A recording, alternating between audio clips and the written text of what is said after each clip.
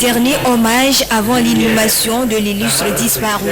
Ce samedi à Kouvé, village natal du feu maître Apollinaire Yaovi Maïchi Agboïban, c'est une mobilisation des grands jours pour saluer la mémoire de la personne.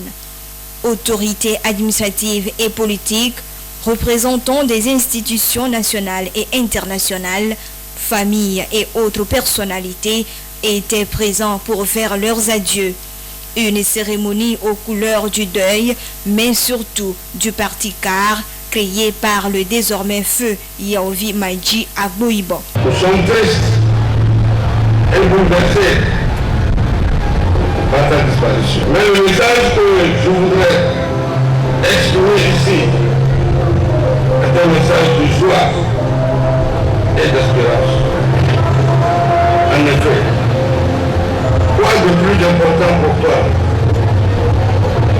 pour ta terre natale? Quoi de plus beau pour toi d'atteindre la paix éternelle? Pour le souvenir impérissable d'une bête Yaovi Apollinaire Agboïban, demeure dans nos cœurs que la satisfaction d'une vie accomplie et l'espérance d'une vie nouvelle dans la foi chrétienne soit une consolation pour nous tous. Pour paraphraser le philosophe, homme politique indien Mahatma Gandhi, je dirais tout simplement, il n'y a pas de revoir pour nous.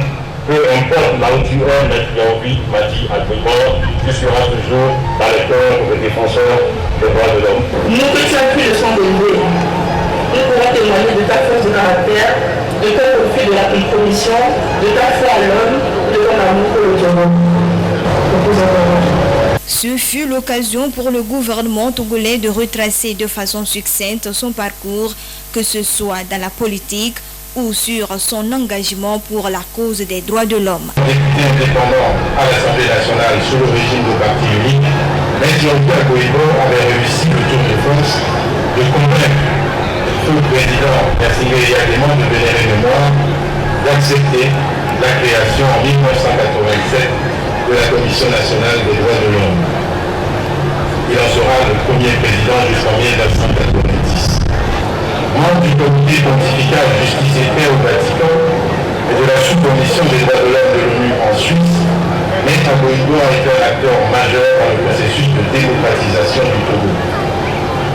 Avec le Fonds des associations pour le renouveau phare, qu'il préside en 1991, il réussit à négocier avec le président Yassine Yadema une amnistie générale pour les exilés togolais et une charte des partis politiques qui donne une existence légale au mouvement politique du Togo. L'engagement, les luttes épiques pour la libéralisation politique, la tenue de la conférence nationale lui doivent une immense contribution. Mais Yaovi Agboïban était également avocat, brillant avocat, bâtonnier de l'ordre des avocats du Togo, omnipraticien. En 2006, il accepta les charges de Premier ministre et chef du gouvernement au lendemain du dialogue inter-togolais dans un contexte politique, social, économique difficile. Feu Yaovi Agboïban a tant donné pour la construction de sa nation, le Togo. Aujourd'hui, les compatriotes pleurent un grand homme de vision, un combattant, un homme courageux et rigoureux dans son travail. J'étais pratiquement son collaborateur le plus direct. Et on partageait ensemble les moments les plus difficiles et les moments de joie. Un monsieur qui m'a beaucoup forgé. Il a fait de moi ce que je suis aujourd'hui. Il m'a donné le sens de la rigueur. Parce que pour lui, tout travail doit être parfait. Il n'y a pas à peu près. Et c'est pourquoi les discussions, même les dialogues, s'il n'est pas convaincu de ce que vous êtes en train de conclure comme solution, il ne marche pas. Il dit je ne bouge pas ici parce que je suis convaincu que ça n'ira nulle part. Et l'élément fondamental que j'ai retenu de Maître Agboïban, c'est sa vision, sa projection dans le futur. Vous êtes en train de travailler aujourd'hui, vous discutez aujourd'hui, lui il pense déjà ce qui va se passer dans 1 an, dans 2 ans, dans 5 ans. Agboïban était, je dirais, en toute honnêteté mon père. Parce que si je suis devenu avocat aujourd'hui, c'est lui qui m'a pris la main, c'est lui qui m'a mis les pieds à l'étrier. C'est lui qui m'a façonné, c'est lui qui m'a formé. C'est un monument qu'on n'oubliera pas de sitôt. Qu'à travers la mort de Maître Agboibo, nous puissions trouver le chemin de la réconciliation et achever l'œuvre qu'il a entamée pour le Togo. Ce que nous devons retenir, c'est que Maître Agboibo fut un homme qui, dans la conviction de ses aspirations politiques, avait aussi le respect pour l'adversaire. Pour lui, la politique ne se résumait pas à une confrontation systématique. La politique avait aussi une dimension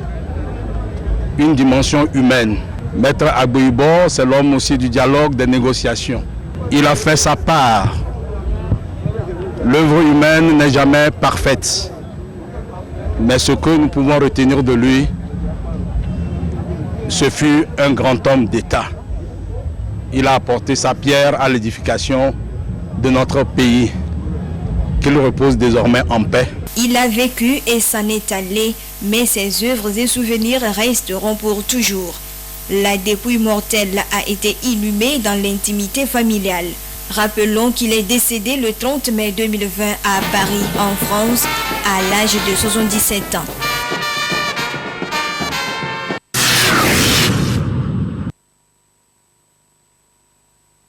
Le personnel médical et paramédical de la force en attente de la CEDEAO, FAC, a bénéficié durant 2 semaines d'une formation en médecine d'urgence et sauvetage au combat. Cette formation s'inscrit dans le cadre de la mise en œuvre du projet de renforcement des capacités du personnel de la FAC créé par les dirigeants de la CEDEAO pour faire face aux différentes crises que traversent les pays de l'espace. La formation qui se termine avait pour objectif, faut-il le rappeler, de renforcer le niveau de connaissance en sauvetage au combat des participants en vue d'accroître leurs compétences et leurs capacités par la maîtrise du danger et l'octroi des premiers soins aux blessés sur le terrain. La situation sécuritaire dans notre région nous impose de nous réadapter, de réadapter nos formations pour faire face aux nouvelles donnes. Pour les participants, l'initiative est louable. Désormais, ils sont bien aguerris pour mener à bien leur mission d'intervention et de sauvetage.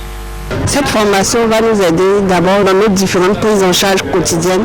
Ça va nous permettre de pouvoir prendre en charge tout ce qui est urgence médicale. Ça va permettre de pouvoir évacuer rapidement nos hommes blessés sur le terrain. Professeur lieutenant-colonel Anani Abalo, représentant le directeur de l'ESSAL, a salué le gouvernement et ses partenaires pour les efforts consentis pour la tenue de cette formation. Il a par la même occasion invité les participants à mettre en pratique tout ce qu'ils ont appris au cours de cette formation. On est satisfait de cette formation. Les instituteurs étaient à la hauteur et les participants aussi étaient demandeurs. Ils ont été briefés sur les médecines d'urgence, quelles sont les différentes pathologies en médecine d'urgence à maîtriser. Et on les a aussi formés sur le sauvetage au combat, les différents types de blessures, comment les prendre en charge de façon précoce pour stabiliser le blessé et le ramener rapidement à l'hôpital de référent niveau 2 dans la prise en charge des blessés de guerre. Les attestations de fin de formation ont également été remises aux participants. Soulignons qu'une minute de silence a été observée en hommage aux 7 casques bleus tombés au Mali.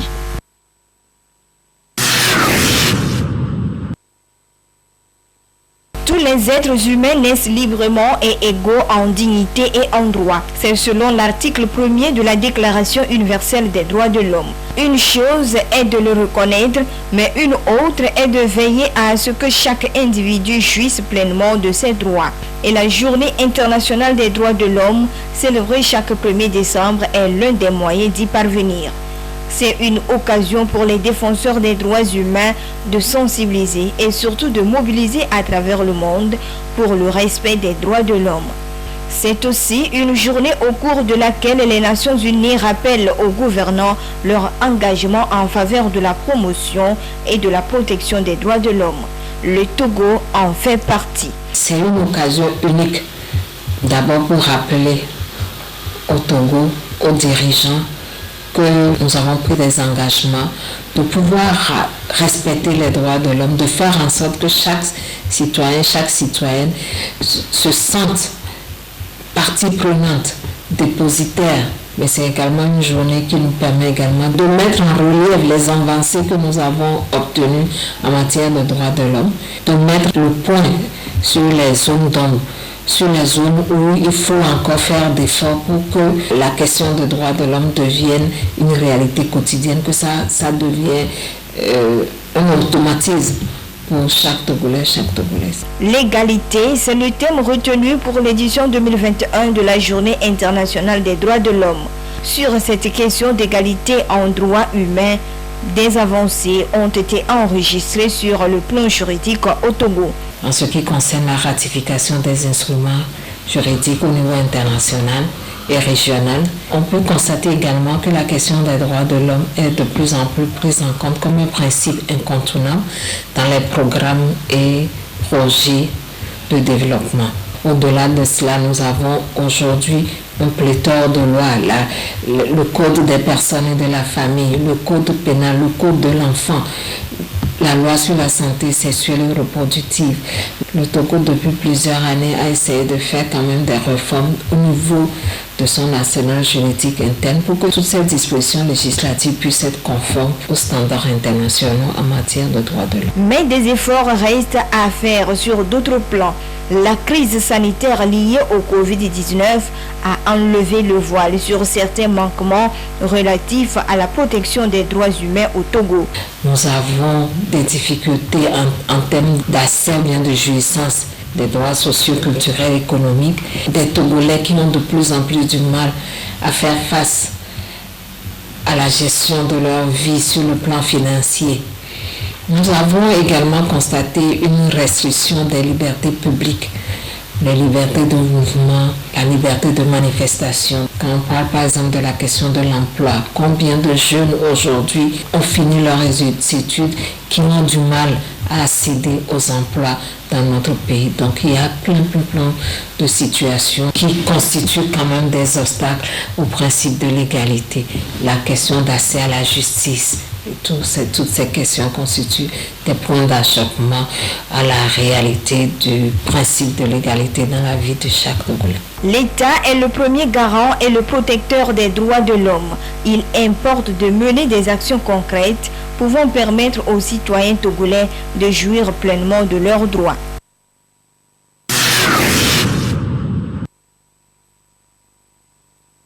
L'année liturgique chrétienne repose sur deux grands mystères.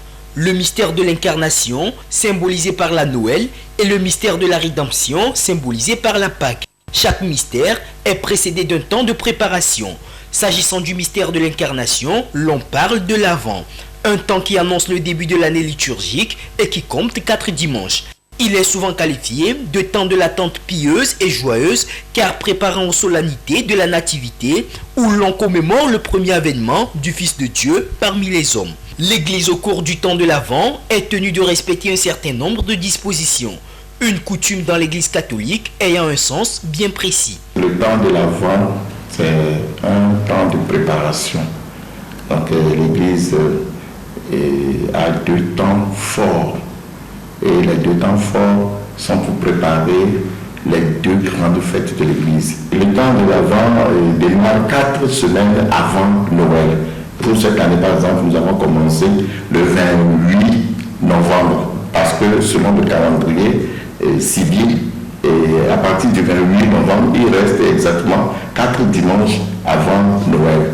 Donc le temps de l'Avent commence 4 dimanches chaque année, 4 dimanches avant Noël. Le temps de l'Avent, puisque c'est un temps de préparation, et c'est donc un temps essentiellement un temps de pénitence. Et l'Église utilise la couleur violet, le violet, pour signifier la pénitence. Les 4 sièges, ce sont donc les 4 dimanches qui constituent le temps de l'Avent. Après le premier dimanche, on éteint le premier siège, et puis le deuxième dimanche, le deuxième siège, le troisième dimanche, le troisième, et puis le quatrième dimanche, le quatrième.